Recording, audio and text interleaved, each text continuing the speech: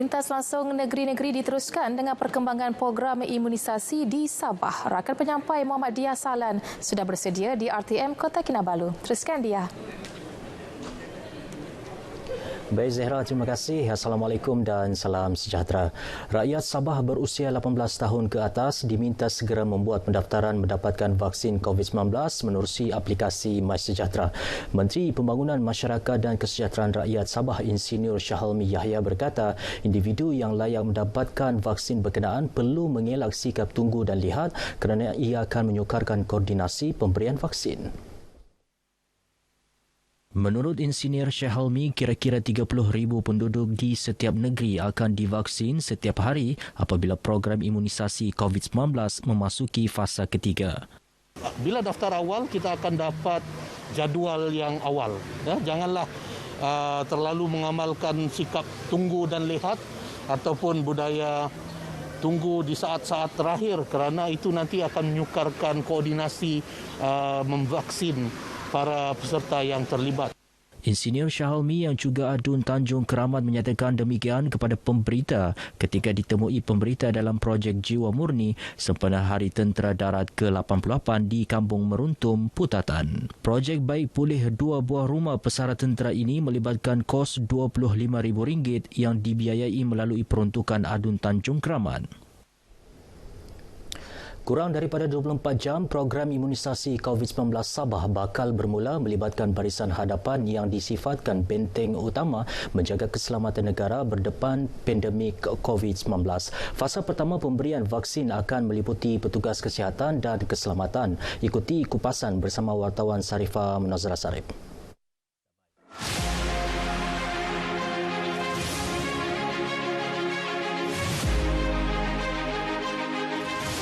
25 Februari 2021, pesawat Raya Airways TH314 tiba di lapangan terbang antarabangsa Kota Kinabalu membawa 16,380 dos vaksin Pfizer-BioNTech.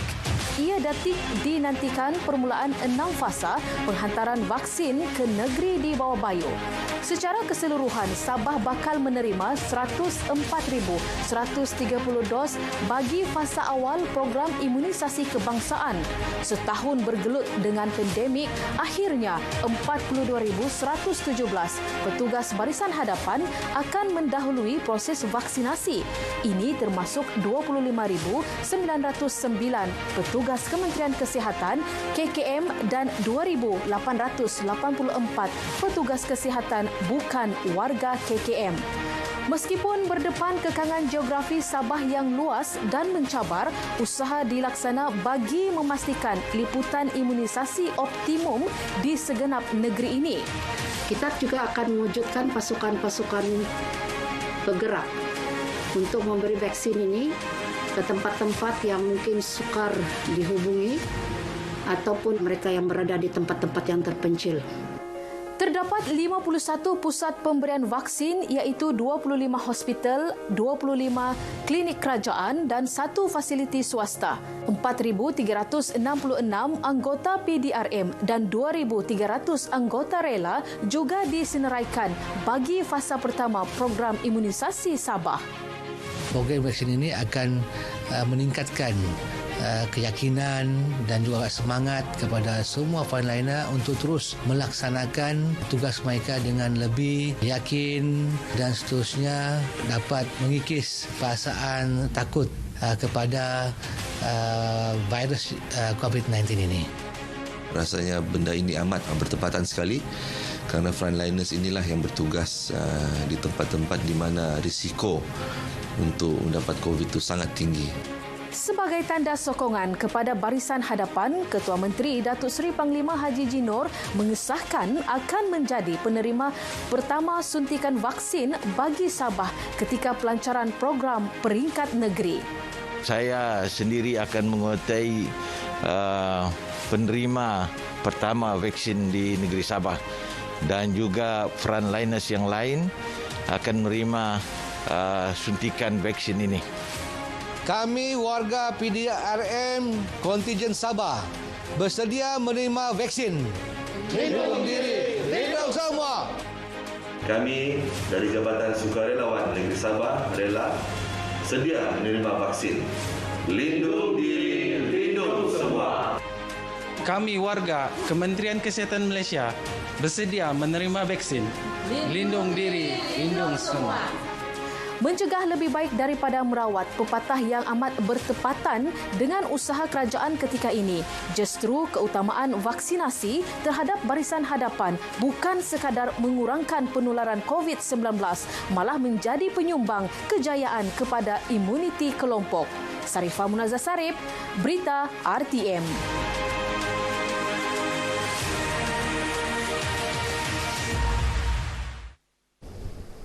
Ahli Dewan Undangan Negeri Adun Kawasan Sebatik Hasan A. Ghani Pangeran Amir yang mengumumkan keluar Parti Warisan Sabah 25 Februari lalu kekal seorang adun bebas yang menyokong Kerajaan Gabungan Rakyat Sabah GRS. Perkara itu disahkan Speaker DUN Sabah Datuk Kazim M. Yahya dalam satu sidang media di Kota Kinabalu. Menurut Datuk Kazim, surat letak jawatan adun sebatik yang dikemukakan Parti Warisan semalam tidak efektif kerana ditandatangani terlebih dahulu dan tidak menyatakan sebarang tarikh. Katanya Hasan A. Ghani juga telah menghantar akaun bersumpah dengan jelas menyatakan tiada niat untuk mengosongkan kerusi DUN di sebalik tindakannya keluar warisan. Setelah saya meneliti kedua-dua dokumen, saya dapati surat perletakan jawatan yang dikemukakan oleh warisan kepada saya yang dikatakan ditandatangani oleh YB Sebatik itu adalah sendirinya inefektif.